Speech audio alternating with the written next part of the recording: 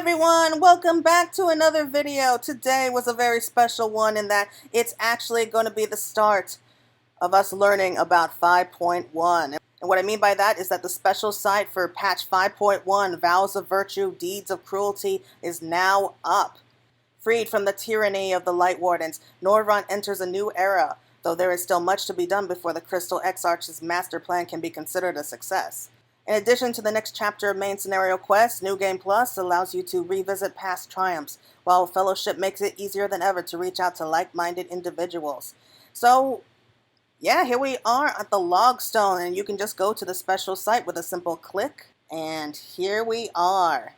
Once again, I have to love the artwork this year, because it looks like a movie poster almost. I mean, it doesn't look like the hand-drawn version of it, at least not nearly so much. It actually does look like a really good movie poster that I want to go and see.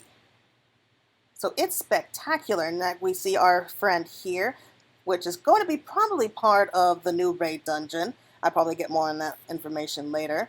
But here we are, standing what looks to be in the middle of a forest-like area. And again, I do think this has something to do with the new raid that's going to be coming, and I just can't wait for the Dark Apocalypse. That's going to be like the #1 thing I think everyone has been looking forward to. And we don't exactly have a release date just yet. We do know it's coming in late October. So from what I can guess, we always know that it comes out on a Tuesday. So my best bet, so it's coming out either the 22nd or the 29th, just before Halloween. And it wouldn't surprise me, however, if they do decide to push it back just a little bit. So it could also be coming out maybe November 5th at the very latest. So the next letter from the producer is coming out on the 18th, which is going to be giving us kind of like a part 2 of everything that we can be expecting, including, hopefully, we get the trailer for that on the 18th. So I think that the earliest that we could get patch 5.1 would be the 22nd, but that's really kind of thinking optimistically at that point. I think it's probably going to be coming out just before Halloween on the 30th. At the latest, if they do decide to push it back a little bit, November 5th. So the earliest is the 22nd of October, the latest is probably November 5th, but I am going to be putting my bets on the 30th of October. So, what do we know so far that's coming out? Well, of course, we have the new main scenario quest line, which in my opinion, is the #1 thing that I always look forward to. The story is the biggest reason why I keep coming back to this game. And we actually have a few screenshots, and as it says here for the quick description, Hades is no more, and darkness has at last returned to the mantle of night. But victory does not come without consequence. How will the Scions mend the wounds of this broken world? What nefarious forces would dare rend them anew? So, yeah, like we thought, things in the first are not going to go as smoothly as we all hoped. The Crystarium seems to have their act together, but I think that Yulemoor is probably going to be the biggest obstacle right now, kind of like how it has been during the main game. But basically right now, they don't have a real leader or even a real government anymore, so things are going to have to change with Yulemoor and quickly. But change really doesn't happen overnight, as we all know. We do have a couple pictures here. In this first one, we are back in the Crystal Tower. We have the twins here, and we have what looks to be a new mule who came to visit them. Not entirely sure what this is about. It could be that with the return of night, and the new mule are people who do love making deals with mankind. They do love getting patrons, and they love working with them. They love being paid for it. So it could be that they're coming here to maybe try to set up new patrons, like maybe with the Crystarium and maybe even with Yulemoor. So hopefully this might be our first step into kind of making, I don't know, peace with the Fae folk. I mean, they're not at war or anything, but we would be lying if the people weren't a little bit apprehensive about the Fae folk of Ilmeg. For the next picture, we actually have the Exarch here, or as we now know him as Garatia, and he looks to be somewhere out in Lakeland. He looks to be like he's about to get into a boat, which is actually a cute idea.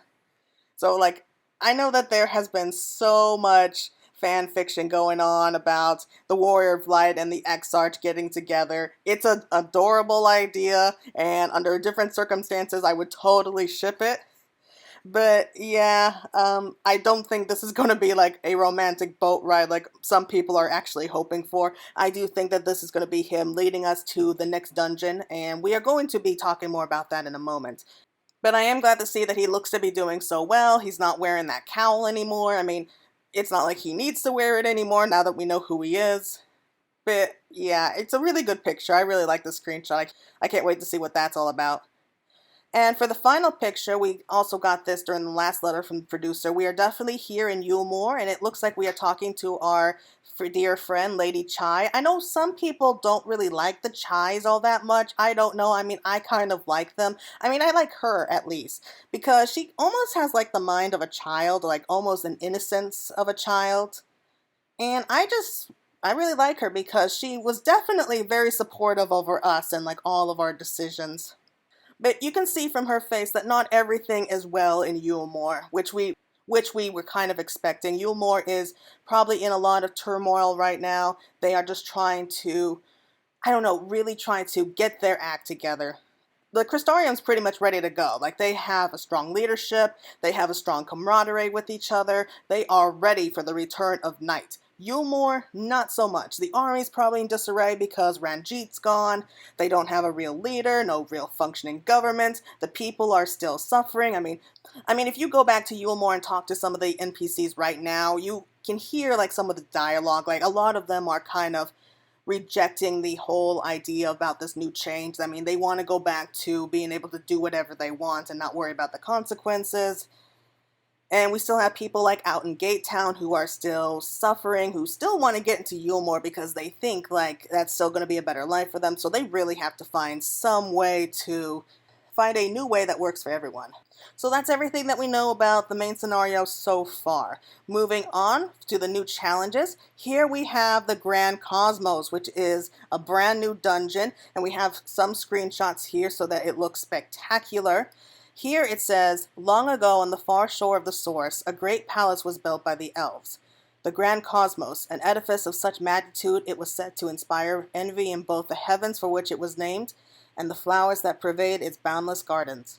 As with so many wonders of the world that once was, its radiance quickly faded in the wake of the flood, its halls falling silent, the throne sitting empty. That is, until the palace was given new purpose when a mage claimed it as their sanctuary. Their only company being solace, solitude, and a legion of familiars barring entry to any foolish enough to seek an audience. So, we don't know exactly what this is about. I mean, I was under the impression that the new dungeon here is actually going to be part of the main scenario quest line here.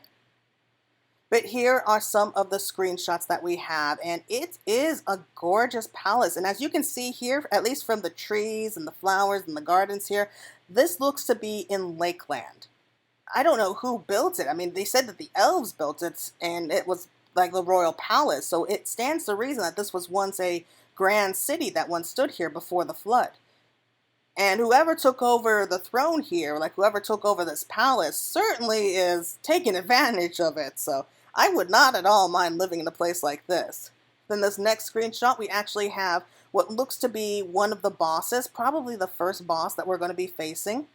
And it's kind of, and to me it reminds me of kind of a cross between the siren of Pharaoh's Lighthouse and a wood nymph.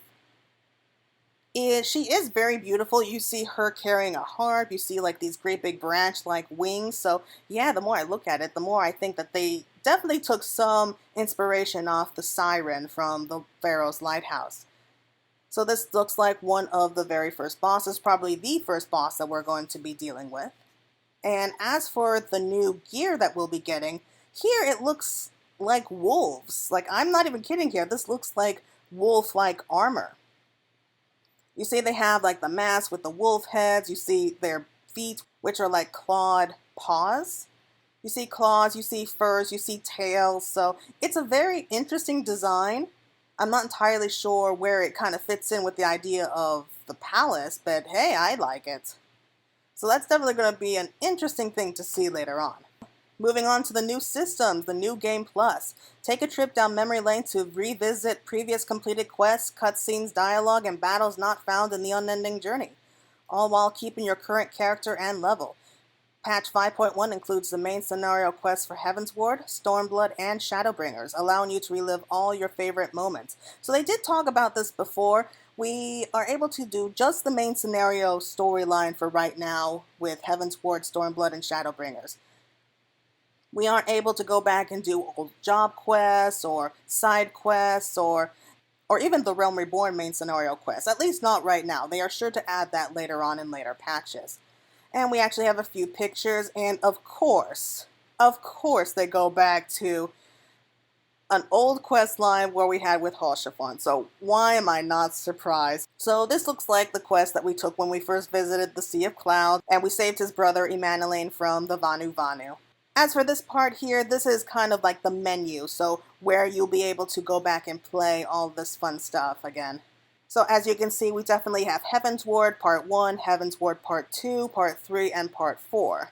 We also have Part 1 through Part 4 for Stormblood, and for Shadowbringers it's Part 1 and just Part 2 here. So I think that this means that we can do Part 1, which was the main scenario for the Shadowbringers, and Part 2 is going to be part of the 5.1 questline. At least that's what I'm guessing.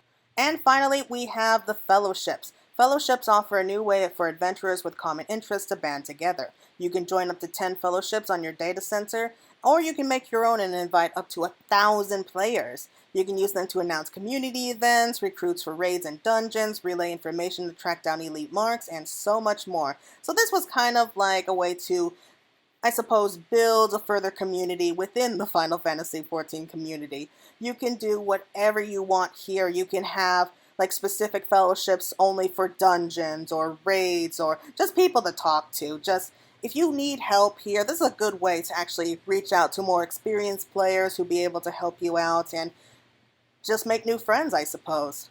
As for anything else, we do have the screenshots down here as well as some artwork. So real quick for the artwork before we go, we do have like the main poster here, Vows of Virtue, Deeds of Cruelty. And I'm a little surprised they haven't mentioned anything more about the Dark Apocalypse just yet, but they are sure to add more of that to this special site in the days to come. But we also have a picture here of Oddbird, and it really makes me wonder if we will be seeing him again in 5.1. I'm actually really hoping so. I kind of grew fond of the idea of having like our own ghosts following us around. I was pretty apprehensive when I first played through Shadowbringers because we have like an old semi-enemy following us around, so I was kind of hesitant about that, but he really grew on me, and I really love having Oddbird around. And I was really hoping that just because his soul and our soul kind of merged together, that he wasn't going to be gone forever. I do want to see more of him. And of course, Garatia, or the Exarch, will also be playing a main role in this story as well, as we were all hoping for. But yeah, so that's everything that we know so far about the 5.1 patch, at least for the special site. Again, they will surely be adding more to the special site as the days go on and as we get closer to the release date. Still don't know exactly when that is, but I'm sure that we will find out on the 18th, where they will be having the next letter from the producer, and I'm willing to bet that we will be getting the trailer for 5.1 with that next letter from the producer, and that will hopefully explain any other questions that we have. But yeah, that's all that we know so far for the special sites. You can come here and visit it whenever you want. It's just right off the Logstone. And I look forward to seeing you all again soon. I will be making videos that talk about any additional updates, so please look forward to that. And I'll be seeing you all again real soon. So until then, bye.